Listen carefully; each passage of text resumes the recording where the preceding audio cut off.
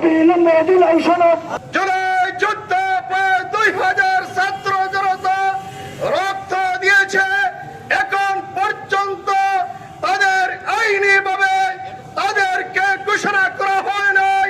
প্রাথমিক বিদ্যালয়ে এদেশের ধর্মপ্রাণ মুসলমানের এদেশে এখনো ধর্মীয় শিক্ষক নিয়োগ দেওয়া হয় নাই। প্রাথমিক বিদ্যালয়ে গানের শিক্ষক দেওয়া হয়েছে। আমরা তা বলি নাই ধর্ম শিক্ষক মুসলমান দিতে হবে, মুসলমান ধর্ম শিক্ষক দিতে হবে, হিন্দুদের ধর্ম শিক্ষক দিতে হবে, কিন্তু একতরফাভাবে সেখানে গানের শিক্ষক বাংলার মানুষ মানে না।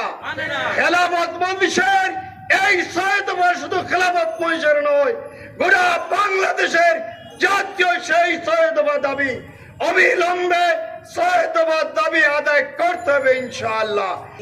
খেলাফত প্রদেশ মনে করে বিতাড়িত ফ্যাসিস্ট আওয়ামী লীগের সকল দোষীদেরকে বিচারের আওতায় তাদের বিচার এই দেশের মাটিতে বাস্তবায়ন করতে হবে।